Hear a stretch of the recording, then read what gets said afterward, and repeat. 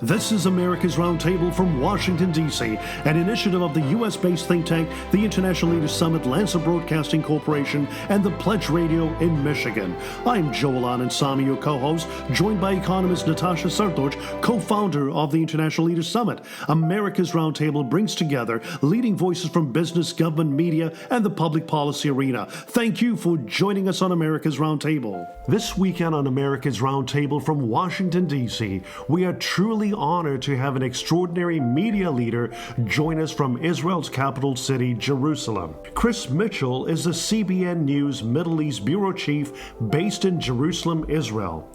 Chris first began reporting on the Middle East in the mid-1990s. He repeatedly traveled there to report on the religious and political issues facing Israel and the surrounding Arab states. He has traveled extensively, including the more difficult places affected by conflicts of war. There are very few Western journalists that have a deep understanding of Israel within the Middle East and the challenges and opportunities that the Jewish state faces in the 21st century. For our listeners, we encourage you to consider viewing CBN News, The Jerusalem Dateline. He is an author of excellent books, including ISIS, Iran, and Israel, What You Need to Know About the Current Mideast Crisis and the Coming Mideast War. Welcome to you, Chris. Thank you so much for joining us on America's Roundtable. Welcome, Chris. Thank you, Joel and Natasha. Great to be with you. Chris, I recall us being in Jerusalem in December 2016 when then President-elect Donald Trump made an official statement to move the U.S. Embassy to Jerusalem, a historic endeavor. History was made on May 14, 2018, when the U.S. Embassy in Jerusalem was opened on the day of the 70th anniversary of the Israeli Declaration of Independence. In January this year, in Washington, D.C., U.S. President Donald Trump unveiled his peace plan with a position that Israeli sovereignty can be applied to Judea and Samaria, also known as the West Bank, only within the context of the plan. The Peace to Prosperity, also known as the Trump Peace Plan, allows for the annexation of 30% of Area C within the West Bank area. Chris, as leaders from within Israel begin the process to annex parts of Judea and Samaria, the heartland of Israel, what is the situation on the ground within Israel and Judea Samaria, and what are the actual steps that need to be taken to implement the Trump administration peace plan? Well, again, it's great to be with you, Joel and Natasha. And when you mentioned, Natasha, back on May 14th, 2018, when the U.S. Embassy was officially announced or actually declared. I was there at that particular, actually historic occasion. And, but preceding that declaration or recognition or moving the embassy to Jerusalem, there was a lot of angst. People thought maybe World War III would break out or the Middle East would be in flames. There are some people saying that right now about annexation. And let me first say annexation might be a bit of a misnomer. Annexation has the idea that actually Israel is taking over other land that they don't currently are settled in, sort of like Russia taking over Crimea. What they are doing is applying Israeli law over the Jewish communities that are already in Judea and Samaria or the West Bank.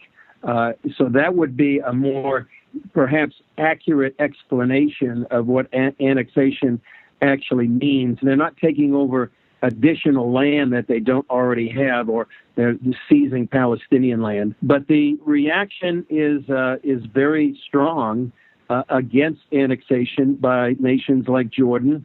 In fact, it was headlined the other day that King Abdullah would not even take a phone call from Israeli Prime Minister Netanyahu. He is definitely against annexation, as well as other Arab nations, like the ambassador from the UAE, United Arab Emirates, just came out against it. In fact, he had a Hebrew language op-ed about that. And so gives you an idea of sort of the tension going on right here. Even inside the government right now, Joel and Natasha, there is a disagreement about, whether or not to implement annexation. Obviously, Israeli Prime Minister Netanyahu ran on that platform before the latest election. However, alternate Prime Minister Benny Gantz, who's also the defense minister seems to be is somewhat opposed to it. And there's a lot of disagreement, perhaps, of how this, Trump peace plan should be implemented. One thing that's going on, very important thing, is that Ambassador David Friedman and sort of the U.S. administration is working with the Israeli government right now, mapping out what actually would be the territories annexed by Israel. So there's a lot of things going on. It's headline news here almost every day, all the development happening almost on a daily basis. Chris, we were able to view your recent interview with Oded Revivi, a mayor in the Jewish community within the heartland of Israel, and he was commenting about what this particular peace plan means for the Jewish communities in Judea and Samaria. What were his thoughts, and what did you take as sort of a key element as to how they view this peace plan? Well, the mayor of Efrat, Oded Revivi, is wholeheartedly behind the Trump peace plan. He thinks it's a historic opportunity for Israelis living in the biblical heartland. And now he doesn't think it's a final answer, but he thinks it's a great step for these communities, Jewish communities in the biblical heartland. Just to give you a little historical context, the quote-unquote West Bank really had few, if any, Jews in it before 1967. After the 1967 Six-Day War, Jews began to resettle this land, which, when we call it the biblical heartland, we're talking about Abraham, Isaac, and Jacob. We're talking about Shiloh, where the tabernacle of the Lord was there for over 300 years. Hebron, where the first Jewish capital was before it came to Jerusalem. So this is the biblical stories that we read are mainly in that area. Also, as someone's pointing out to me actually this morning, the covenantal altars that were built with the Lord and the Jewish people are mainly in this area: Jerusalem, Hebron, Bethel. And so now this is what Mayor Revivi said. He thinks it's a historic opportunity. However, there are many other Jewish leaders like Mayor Revivi that disagree with it. And the reason they do, Joel and Natasha, is they believe that the Trump peace plan is looking for a Palestinian state. And they're concerned that if the annexation goes through, then the Palestinian state would be established. Now, people on the other side of the argument saying, well, what that means is in the Trump peace plan is a Palestinian state has to be negotiated. They have to disavow terrorism. They have to disavow incitement. They have to change their textbooks. And they have to recognize Israel as a Jewish state. And the people that are saying, let's do this, are saying the current status of the Palestinian state, they don't do that, and unlikely they will. And there's a 4-year period built into the peace plan where hopefully Israel or the Palestinian state would get to that kind of criteria. So that is there. On the other hand, the Jewish leaders in Judea and Samaria are saying, we can't accept even the notion of a Palestinian state, even if those criteria may never be met. And so there's a disagreement even with the Jewish leaders in Judea and Samaria. When we think about Palestinian state, would it be acceptable theoretically, if there was no Hamas, which is designated as a terrorist organization? Yeah, there could be. If they disavowed terrorism, and not only just Hamas, Natasha, but also there are elements of the Palestinian Authority called their political group called Fatah. Some of them have not disavowed terrorism. And so it remains to be seen if you could have a Palestinian entity that would meet all the criteria set forth in the Trump peace plan, disavowing terrorism and not paying terrorists, convicted terrorists in prison for their families. And so it remains to be seen if that could ever come forth. Now, one added interesting wrinkle about this is that if you go into the West Bank and talk to many Palestinians, privately they might say, we would rather be under Israeli, rule and law. They recognize that Israel has many other benefits than the Palestinian Authority could offer. But whether or not they say that publicly remains to be seen. They typically don't. There was an undercover report by one of the Israeli media not too long ago where a sort of an undercover journalist went in and talked to many of these Palestinians, and many of them said, life would be better if we were living under Israeli law, but that's very dangerous for them to say publicly.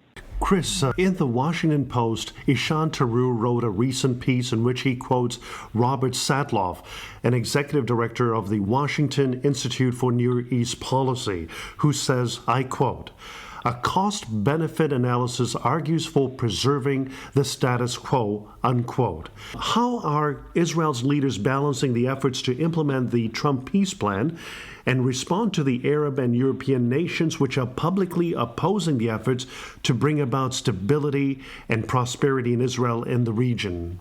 Well, I guess status quo, Joel, would certainly be the easier way to go and perhaps maintain a relative calm right now. Obviously, many of the Arab nations and the EU certainly have come against that. There was a spokesman for the European Union here not too long ago who says this is against international law. We are opposed that, and they want a negotiated two-state solution. Let me tell you two things that might be relevant to here. First of all, it was just a few weeks ago was the 100th anniversary of what's called the San Remo Resolution. That was just a few years after the end of World War I, where the great powers of the world divided up the Middle East and the Ottoman Empire. They established what's called the Palestinian Mandate, where they gave the Jewish people a right to resettle a homeland. That included not only all of the West Bank, current Israel, but also much of Jordan, where they wanted the Jews to come back and reestablish their homeland. So based on that international law, which has never been abrogated, you could argue that all of the West Bank, including part of Jordan, should be part of Israel. And one added thing, too, that I've been hearing, Joel and Natasha, is a spiritual perspective. If you look at the Bible, it says in Joel chapter 3 that God will judge nations if they divide God's land. And so some Christians are arguing, listen, annexation might be good. You might have, more Israeli control over some of these Jewish communities. However, you're still dividing the land God gave to the Jewish people, and there are consequences. That's one other perspective here in a situation and a topic that has many different players putting in their perspective. I believe that we would not be talking about the peace plan today if the Palestinian territories, which have been governed by Hezbollah on one side and Palestinian Authorities faction Fatah, which you mentioned, on the other side, if these territories had the rule of law, protection of property rights, and good governance already in place. Perhaps if there was an opportunity for economic prosperity, we wouldn't have experienced the recurring conflict, but peace in the region. President Trump's Peace to Prosperity, having an economic and political framework, is well thought through, with the potential to facilitate more than $50 billion in new investment over 10 years, benefiting the Palestinian people. Chris, what other obstacles do you see to the implementation of the Trump administration's peace plan? Natasha, you mentioned something that would be an economic boon to the Palestinian people, $50 billion worth of investment. It could just revitalize all of that area, the West Bank. However, it was rejected out of hand by Palestinian Authority President Mahmoud Abbas. I think it's two things I think are standing in the way of that economic prosperity or implementation of the economic part of the Trump peace plan. First of all, I think it's political. I think that Mahmoud Abbas rejects the whole notion of many of the criteria of the Trump peace plan. They would have to recognize Israel as a Jewish state. That's one major obstacle politically for Mahmoud Abbas and the Palestinian Authority. And I would think an added thing, issue as well, and I don't think this is discussed nearly as option, is the religious objection by the Palestinian Authority. There is a concept within Islam that any land that had been conquered by Islam needs to go back under the rule or under Muslim rule. And so when Israel recaptured the West Bank, the city of Jerusalem, or the old city of Jerusalem, really for many Palestinians, and you can see this in their sermons in the mosques or official statements, for many, this is a religious issue, and they don't want the Jewish people, much less any non-Muslim, to be ruling over land that they believe needs to go back under Muslim rule. So I think those two things would be obstacles to implementing this economic plan, which on paper would seem ideal for the Palestinian people to bring them into prosperity. Chris, when we've been watching what's happening here in Washington, D.C. on Capitol Hill, apparently there is a letter being circulated among the House caucus within Washington, D.C. here. It was reported by the Jewish Telegraphic Agency, and apparently the House members are trying to put together a letter that says, and it's basically intended for Israel, warning about the dangers of annexation, and this letter is actually being prepared by leaders within the Democratic caucus, basically progressive members, including the individuals part of the squad, the full freshman congresswomen, Representatives Alexandria Ocasio-Cortez of New York, Rashida Tlaib of Michigan, Ilhan Omar of Minnesota, and Ayanna Pressley of Massachusetts. And their intent is to basically communicate an explicit threat of diminishment of aid to Israel, which they want written into the letter. What do you see from your perspective as what this letter could do? And would it certainly convey a pathway, especially from the congressional side where the House Democrats are in control, that would try to remove aid and assistance to Israel? Well, I think one thing, Joel, is that it sort of is a indication of which direction the Democratic Party is going, and the members of the squad that are taking the Democratic Party more and more to the left, and some would argue that more and more anti-Israel lack of support, as opposed to bipartisan support by both Democrats and Republicans for decades. This threat of withdrawing aid from Israel, I think, is something that has become more and more part of the Democratic platform. I think Bernie Sanders has said that, Elizabeth Warren, and I think that's becoming more part of the Democratic platform as well as they look forward to their convention later this summer. I just think it's an indication of which way the Democratic Party is going. A more vociferous, maybe that's too strong, but a more confrontational view of their U.S.-Israel relationship. Obviously, I don't think the Trump administration will go along with the letter or what they're asking for in the letter, but I think more a sign of where the Democratic Party is heading in terms of its relationship with Israel. And Chris, yesterday there was another rocket fired from Gaza into southern Israel. And from the Jerusalem Post, we also read that a Lebanese newspaper reported that Gaza terrorists had agreed to halt the incendiary and explosive balloon launches after millions of dollars in Qatari funds were approved to be transferred to the Strip. Qatari officials later stated that the funds had already been approved and would be delivered this week or next week. How would you interpret that this happened so many times, even as we were in Israel together, that on one side you have new rockets coming as an extortion while the funds are being approved to Gaza?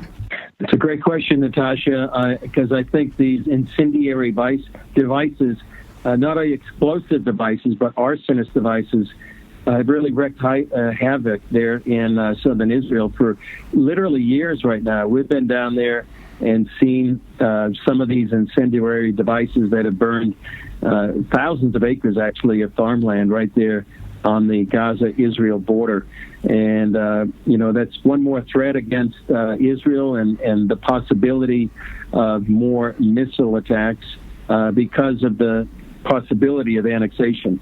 And the funding is coming, and that would just exacerbate the situations, particularly there on the southern border. This week on an America's Roundtable from Washington, D.C., we were truly honored to have an extraordinary media leader join us from Israel's capital city, Jerusalem. Chris Mitchell is the CBN News Middle East Bureau Chief based in Jerusalem, Israel. Chris, thank you so much for your time for joining us. Thank you, Chris. Joel and Natasha, great to be with you, and hopefully the next time we'll see you here in Jerusalem. I am Joel Anand, your co-host, joined by Natasha Srdoc, economist and co-founder of the International Leaders Summit. Thank you for joining us on America's Roundtable. Visit our website, iLeadersSummit.org. Follow us on Twitter, iLeadersSummit and America's RT.